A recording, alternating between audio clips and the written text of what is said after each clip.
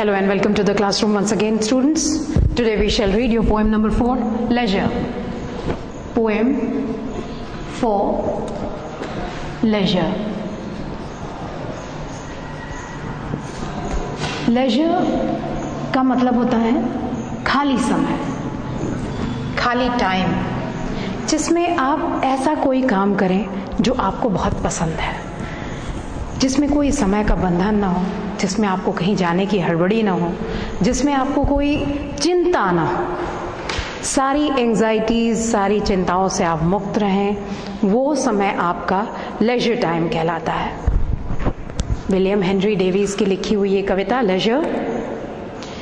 William Henry Davis के बारे में मैं आपको बता दूं कि ट्रेन से उतरते समय इनका पैर कट गया था।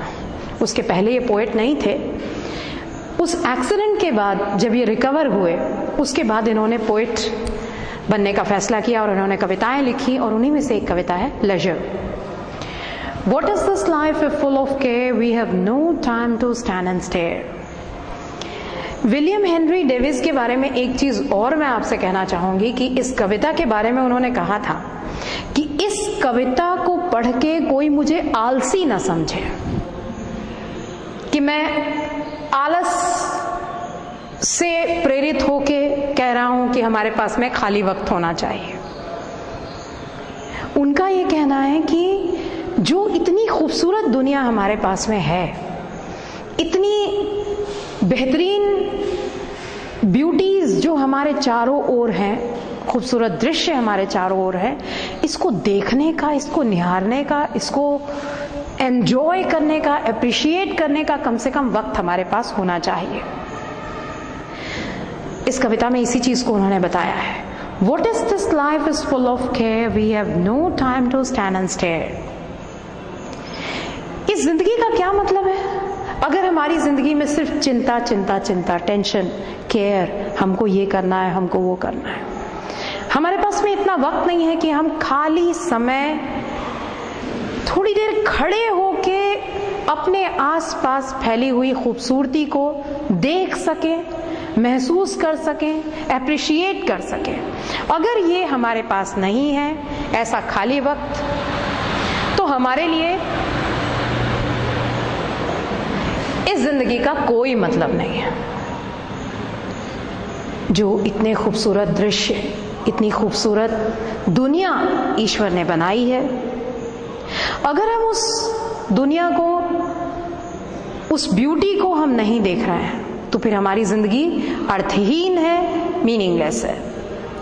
No time to stand beneath the boughs and stare as long as sheep or cows. क्या जिंदगी हमारी कि हम पेड़ों के नीचे खड़े हो जाएं, पेड़ों की छाया में खड़े हो जाएं और देखते रहें इस दुनिया की खूबसूरती को। आपने गाय को देखा है, भेड़ को देखा है? एक जगह पे बैठे रहेंगे, घंटों देखते रहते हैं। हमसे अच्छे तो वो जानवर हैं जिनको इतना खाली वक्त तो है कि वो बैठ के प्रकृति की खूबसूरती को देख रहे हैं। इतने खूबसूरत दृश्यों के बीच से हम निकल जाते हैं, कभी हमारी ये कोशिश नहीं होती कि थोड़ा रुक के, थोड़ा ठहर के हम देखें तो सही। इतनी खूबसूरत दुनिया भगवान ने बनाई, इतनी वंडरफुल, इतनी आश्चर्यजनक दुनिया जो भगवान ने बनाई है। अगर हम उस ब्यूटी को अप्रिशिएट नहीं कर रहे हैं, उस ब्यूटी, उस खूबसूरती को हम एंजॉय नहीं कर रहे हैं, तो हमारी जिंदगी का कोई भी अर्थ नहीं है। No time to stand beneath the boughs and stare as long as sheep or cows. इतनी फुर्सत नहीं हमारे पास अपने जिंदगी की भागदौड़ में कि हम पेड़ों के नीचे खड़े होके, उनकी डालियों के नीचे खड़े होके देखते रहें प्रकृति की खूबसूरती को, जैसे कि गाय और भेड़, यानी कि जैसे जानवर। No time to see when woods we pass where squirrels hide their nuts and grass. जंगल से हम गुजरते हैं, जंगल से गुजरते समय कभी हमने देखा है गिलहरी किस तरह से अपने फल को छुपाती है पेड़ों में? स्क्विरल का मतलब गिलहरी। कितना सुंदर दृश्य होता है, कभी हमने उसको देखने की कोशिश नहीं की। जंगल से गुजरते समय हमने कभी जंगल की ब्यूटी, जो वाइल्ड ब्यूटी है, उसको कभी हमने अप्रिशिएट करने, देखने की कोशिश नहीं की। जंगल से हम गुजरे, हमें काम है, हम आगे निकल गए। हमने बिल्कुल नहीं देखा कि जंगल में कितनी खूबसूरत खूबसूरत चीजें हैं ईश्वर की बनाई हुई। नेचर कितना सुंदर है। कहते हैं नेचर अपने सबसे बेहतरीन फॉर्म में जंगल में रहती है। वाइल्ड अनटेम्ड वाटरफॉल्स, बड़े बड़े तेज गिरने वाले जलप्रपात, बड़े बड़े पेड़, तरह तरह की पत्तियां, तरह तरह के फूल, आश्चर्यजनक फल, कभी हमने देखा है? कभी देखने की कोशिश की? नहीं, कभी नहीं। ऐसी जिंदगी का क्या मतलब, जिसमें जो ईश्वर ने इतनी खूबसूरत प्रकृति को बनाया है, हम उसे अगर एंजॉय नहीं कर पा रहे हैं तो हमारी जिंदगी मीनिंगलेस है। No time to see in broad daylight streams full of stars like skies at night. Broad daylight, ये टाइम देखिए आप, अच्छी चमकीली धूप खिली हो, उस समय कभी आपने स्ट्रीम्स को देखा है?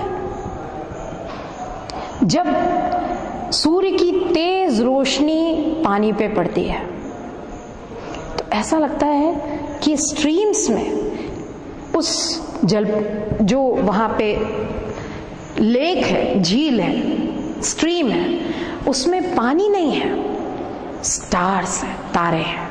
जैसे रात में आसमान में तारे होते हैं ना, ट्विंकल करते हुए तारे, चमकते हुए, शाइन करते हुए, वैसे ही पानी पे जब तेज धूप पड़ती है तो ऐसा लगता है पानी चमक रहा है, जैसे कि पानी नहीं है, उसमें तारे हैं। कभी इस दृश्य को देखा, रुक के, ठहर के? No. No time to turn at beauty's glance and watch her feet how they dance. यहाँ इन दो लाइंस में नेचर को पर्सोनिफाइड किया है, प्रकृति को एक खूबसूरत लड़की के रूप में चित्रित किया है आपके इस कवि विलियम हेनरी डेविस ने। और वो कहते हैं कि प्रकृति एक खूबसूरत लड़की की तरह से है, और उस खूबसूरत लड़की जैसे नाच रही है, उसके पैरों के मूवमेंट्स, उसके पैर के जो मूवमेंट्स हैं, यानी जिस तरह से उसके पैर मूव कर रहे हैं, उसके पैरों की गति, उसी प्रकार से प्रकृति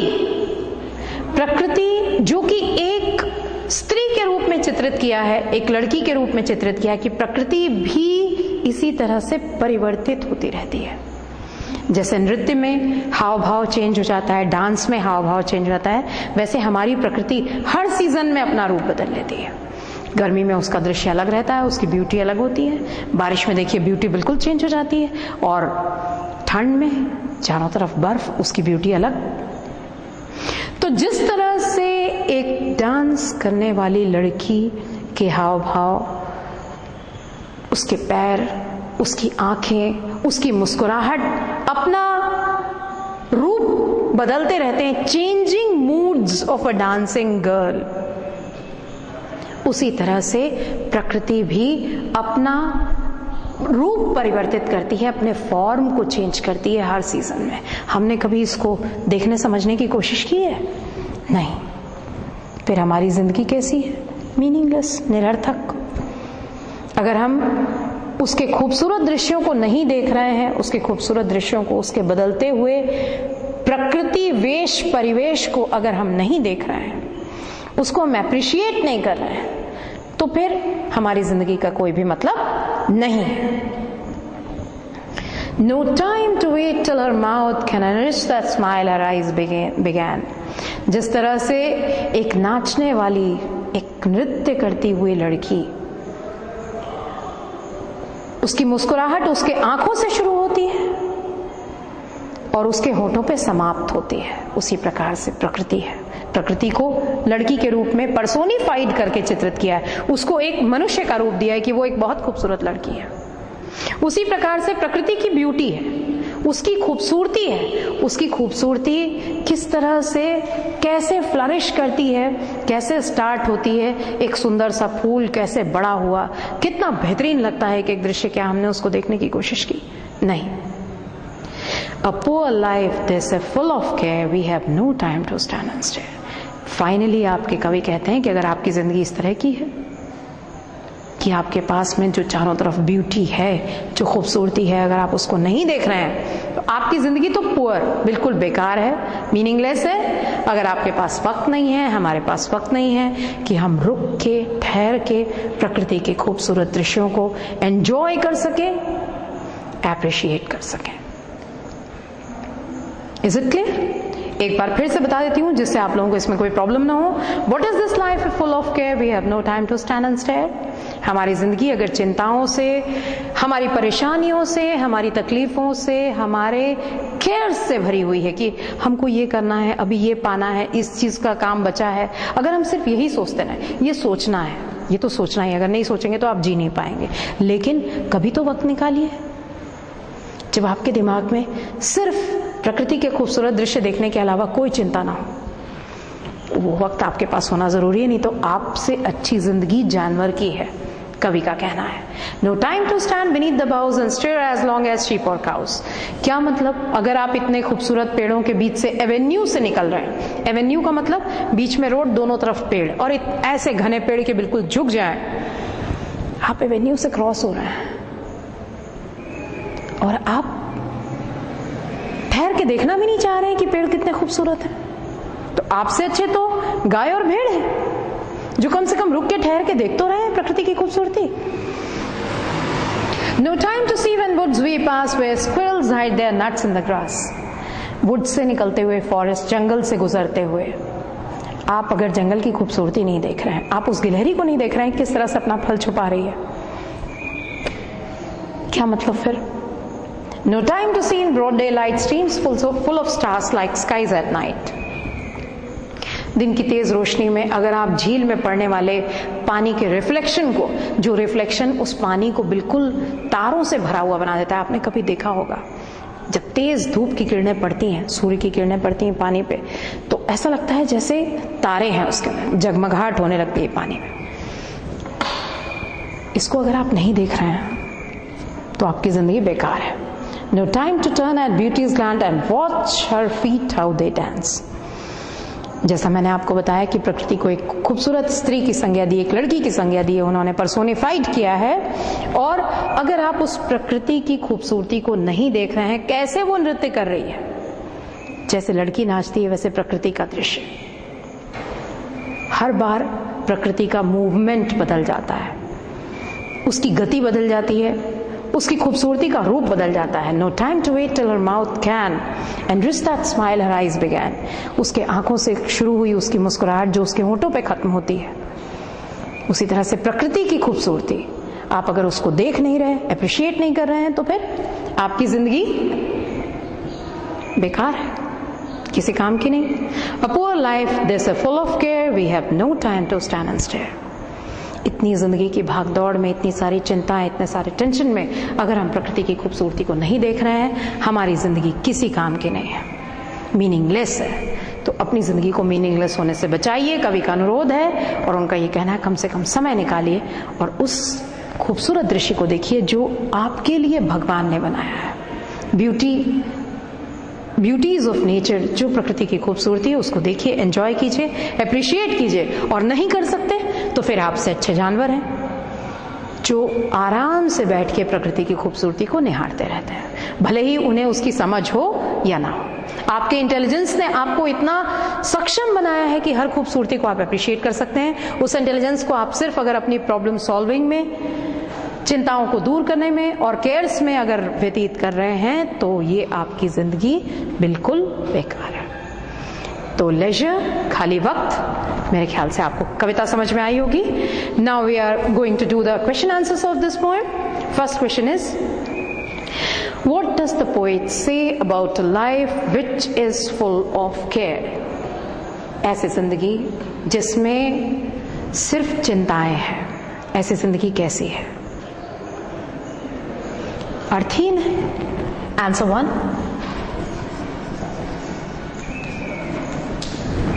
The poet says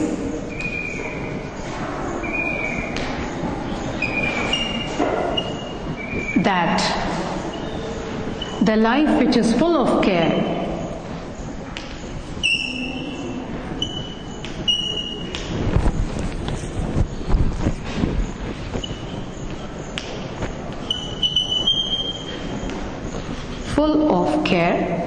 is meaningless.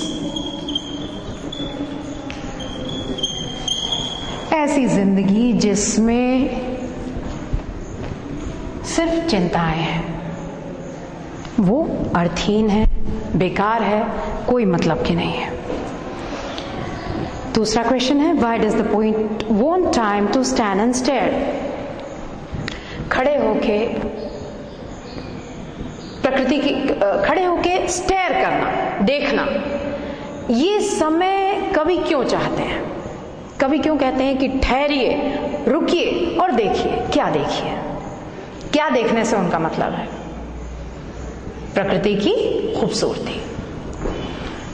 Answer 2, the poet wants time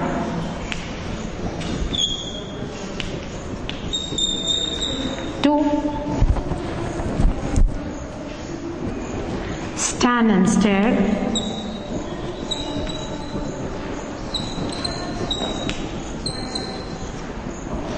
the beauties of nature या नेचुरल ब्यूटी। प्रकृति की खूबसूरती को देखिए, दृश्य को देखिए। इसलिए कवि चाहते हैं समय कि उनको खाली वक्त मिले और वो प्रकृति की खूबसूरती को देख सकें। Whose life is better than this meaningless life? ये जो मीनिंगलेस लाइफ है, जिसमें आपके पास वक्त नहीं है कि आप नेचुरल ब्यूटी को देख सकें, तो इनसे अच्छी जिंदगी किसकी है? जानवरों की।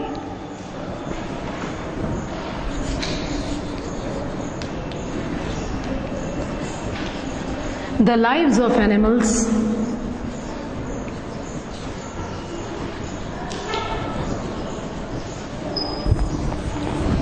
are better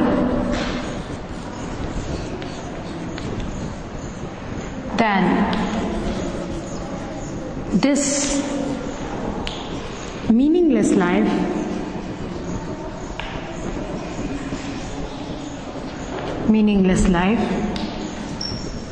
where there is no time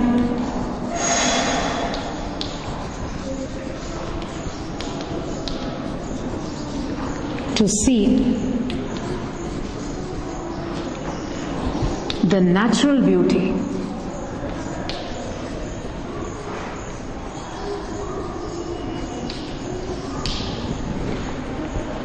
जहाँ पे हमसे अच्छी जानवरों की ज़िंदगी है, जो हमारी ज़िंदगी में इतना वक्त नहीं है कि हम नेचुरल ब्यूटी को एंजॉय कर सकें, देख सकें। Question number 4, What are the things for which we have no time for? कौन सी ऐसी चीज़ें हैं जिनको देखने का हमारे पास वक्त नहीं है? कौन सी ऐसी चीज़ें? प्रकृति के दृश्य, जंगल के दृश्य, पेड़ों के नीचे खड़े होकर खूबसूरती देखने का वक्त, नदी में पानी में जब तेज रोशनी पड़ती है उसको देखने का वक्त। तो ये नेचुरल ब्यूटी देखने का हमारे पास वक्त नहीं है। Answer 4, we have no time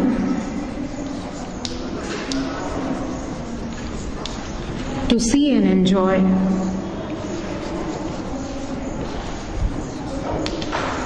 the beauties of nature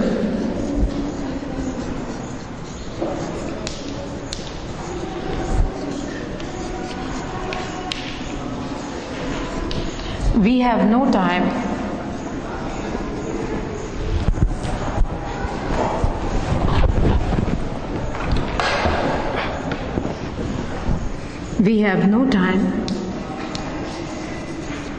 to see where the squirrels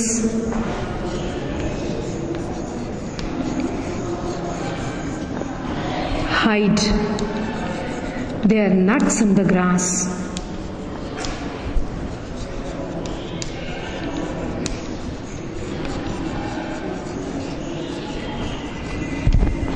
We have no time to see.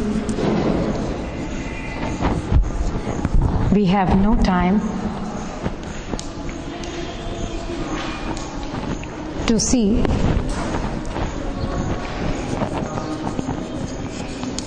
the wild and natural beauty of forest.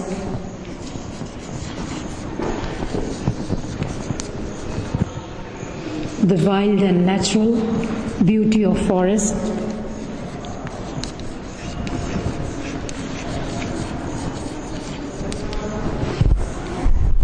We have no time to see.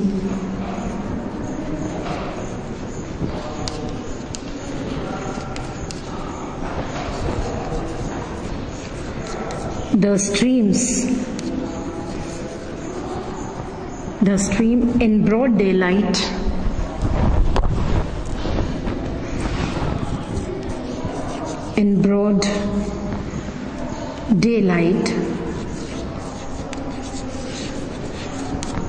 when it looks like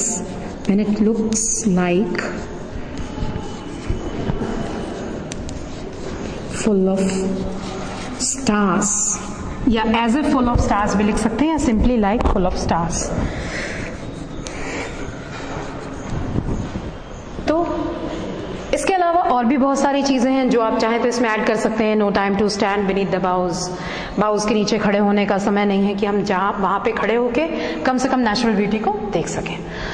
तो ये सारी चीजें जिनका हमारे पास में वक्त नहीं है. Question number 5, explain streams full of stars. Stream full of stars का क्या मतलब हुआ? Stream full of stars means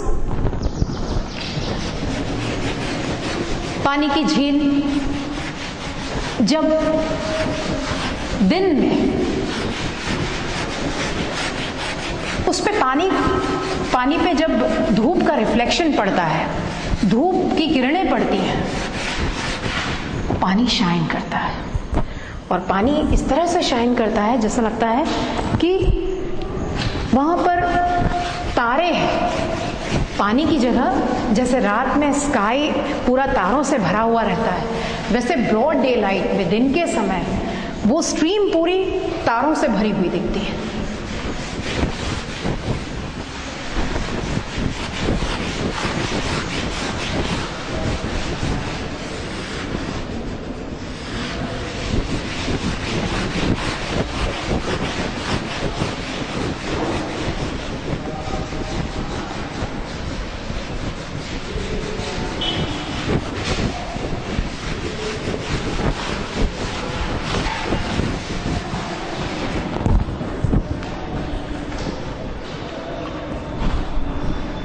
Question number 5. Answer 5. In broad daylight,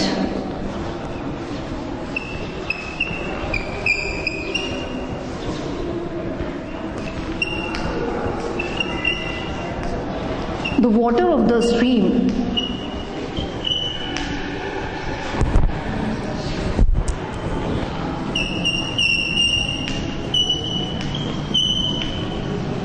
shines and it looks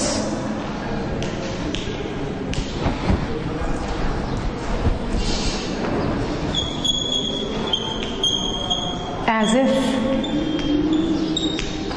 full of stars.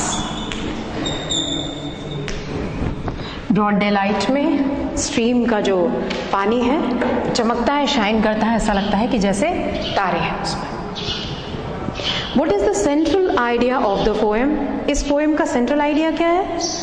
Simple कि अगर हमारी ज़िंदगी में तरह तरह की परेशानियाँ और सारी चीज़ें सिर्फ हम अपने समस्याओं की ओर ही देखते रहें अपनी ज़िंदगी की, तो हमारी ज़िंदगी किसी काम की नहीं है। हमसे अच्छी ज़िंदगी किसकी है? एनिमल्स की है। Answer 6, the central idea of this poem is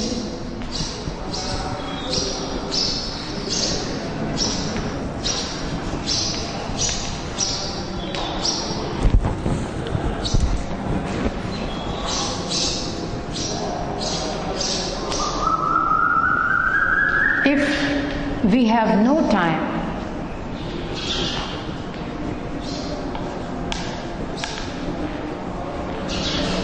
to enjoy and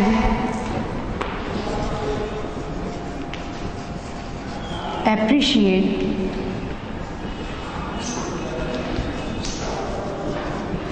the beauties of nature,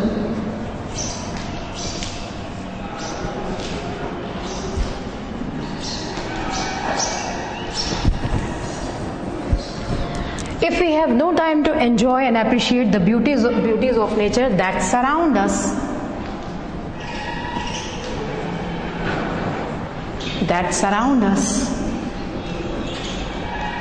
if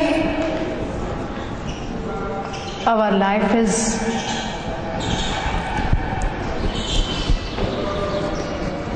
full of care and anxieties,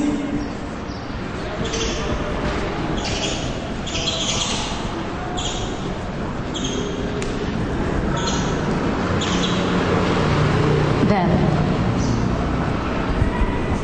our life is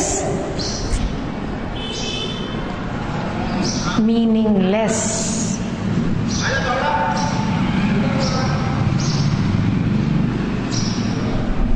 अगर हमारी ज़िंदगी इस तरह की है कि उसमें प्रकृति को एंजॉय करने की कोई जगह नहीं, सिर्फ चिंताओं के लिए, टेंशन्स के लिए जगह है, तो हमारी ज़िंदगी जो है वो किसी काम की नहीं है.